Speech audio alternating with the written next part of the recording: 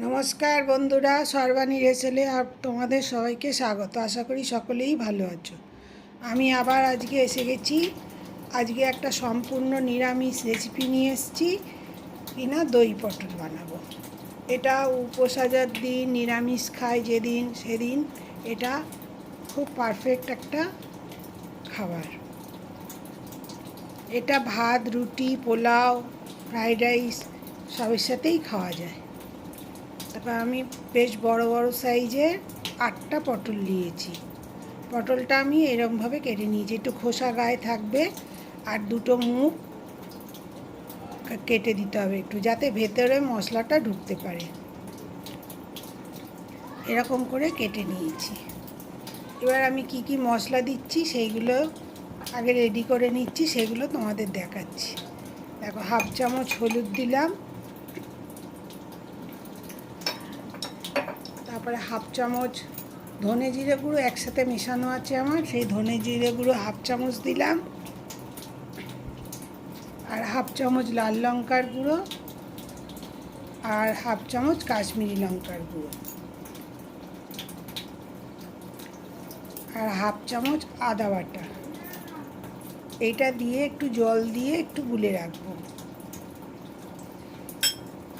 কেন, অন্য কিছু তো তেলের মধ্যে ফোড়ন দিয়েই ঢালতে হবে, তাহলে পুড়ে যাওয়ার সম্ভাবনা থাকবে। তাই জন্যে আমি আগে মশলাগুলো একটু জল দিয়ে রেডি করে নিচ্ছি, যাতে মশলাগুলো ভাজতে গিয়ে পুড়ে না যায়। তেলের ওপর দিলেই সঙ্গে সঙ্গেই পুড়ে যাওয়ার সম্ভাবনা থাকবে। এইটা একটা মশলা হলো। আর একটা মশলা করতে হবে, এবার সেটা মিক্সিতে বাটতে হবে। যারা শিলে বাটে, শিলেও বাটা যায়। 1 চামচ পোস্ত আর 4টে গোটা কাজু আমি বেটে রাখবো, এটা মিক্সিতে পেস্ট করে রাখবো।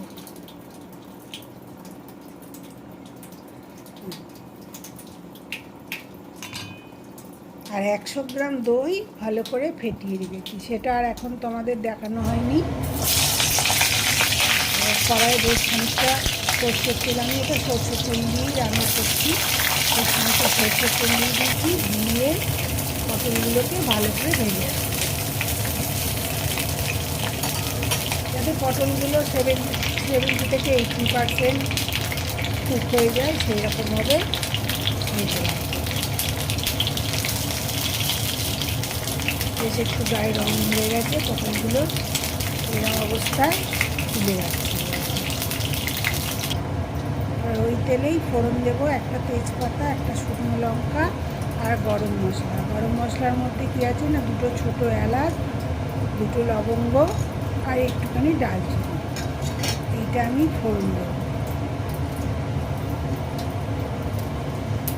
এইভাবে যদি দই পটল রান্না করা যায় খুবই ভালো লাগে খেতে। আমার পদ্ধতি যদি তোমাদের ভালো লাগে তাহলে এইরকম করে একদিন করে খেও এবং আমাকে কমেন্ট করে জানিও কেমন লাগলো। এরকম করে খেতে হবে।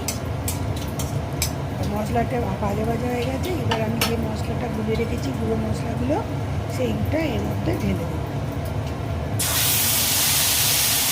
ঢেলে দিয়ে এবার ভালো করে এটাকে কষাতে হবে, যাতে মশলাটা ভাজা হয়ে যায় সেরকমভাবে কষিয়ে নিতে হবে। কষিয়ে খুব সহজেই, খুব তাড়াতাড়ি এবং ঘরের বেসিক যা মশলা থাকে সেই রকম দিয়ে উপকরণ দিয়েই তৈরি করে নিতে পারে। কাজুও মোটামুটি সবার ঘরে থাকে, পোস্তও থাকে। তারপরে টক দই তো এখন প্রায় সবাই ঘরে পাতা টক দই খায়, সেহেতু দইও সবসময়তেই ঘরে থাকে প্রায়। সেই সব দিয়েই একটা সুন্দর রান্না তৈরি হয়ে যায়।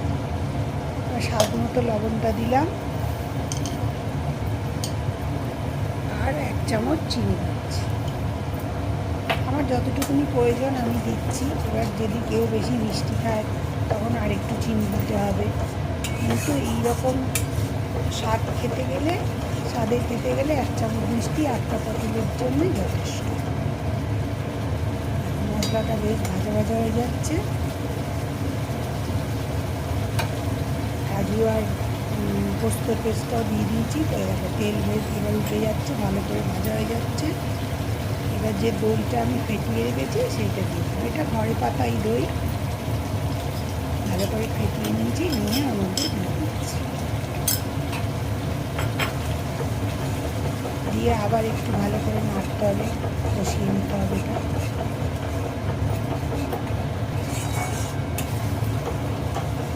এটা সমানে নেড়ে নেড়েই করতে হবে।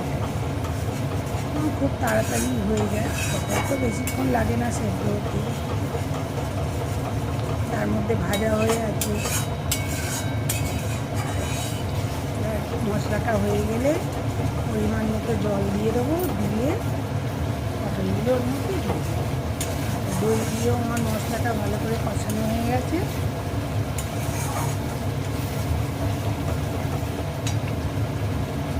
তার দিয়ে তেল ছেড়ে যাচ্ছে। এবার ওই দইয়ের বাটিটা দিয়ে এবার জল দিচ্ছি। এটাতে তো খুব একটা ঝোল হবে না, একটু গ্রেভি হবে একটু। আবার একদম গায়ে মাখা মাখা করলেও অতটা ভালো লাগবে না, অল্প একটু গ্রেভি রাখতে হবে। পরিমাণ মতো জল দিয়ে দিলাম, দিয়ে ঝোলটা ফুটে উঠলেই আমি পটলগুলো দিয়ে দেবো।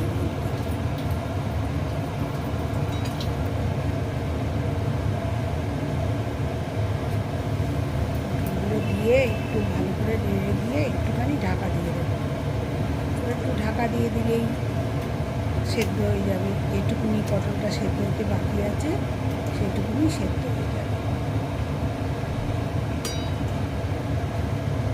আমার চ্যানেলে যদি নতুন বন্ধু এসে থাকো, প্লিজ আমার চ্যানেলটা সাবস্ক্রাইব করে দিও, আর পাশে বেল আইকনটা টিপে দিও, যাতে আমি নতুন কোনো ভিডিও দিলে তোমাদের কাছে নোটিফিকেশান চলে যায়। আর ফেসবুক থেকে দেখলে একটু লাইক ফলো করো। আর সকল বন্ধু আমার সাথে থেকো, এটা আমার অনুরোধ রইল তোমাদের কাছে। আর আমার রান্না যদি তোমাদের ভালো লাগে তাহলে একটু লাইক শেয়ার কমেন্ট করো। দেখো দই পটল আমার প্রায় হয়েই এসেছে। এবার নামাবার আগে একটুখানি গরম মশলা দিলাম, আর 1 চামচ ঘি দেব।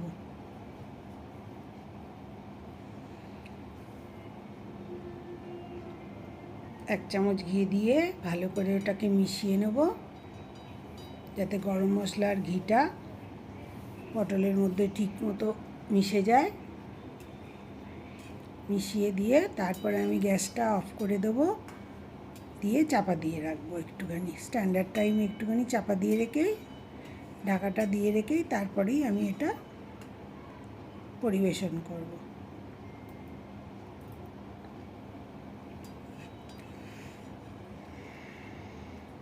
দেখতে পেলে টপ করে কি সুন্দর একটা জিনিস তৈরি হয়ে গেল। নিরামিষের দিনকে করে খেয়ে দেখবে কত সুন্দর লাগে, মনেই হবে না যে তুমি মাছ মাংস খাচ্ছ না, খুবই ভালো লাগবে। আর দেখতেও দেখেছো কত সুন্দর হয়েছে, যেমন দেখতে সুন্দর হয়েছে খেতেও খুব সুন্দর হয়েছে।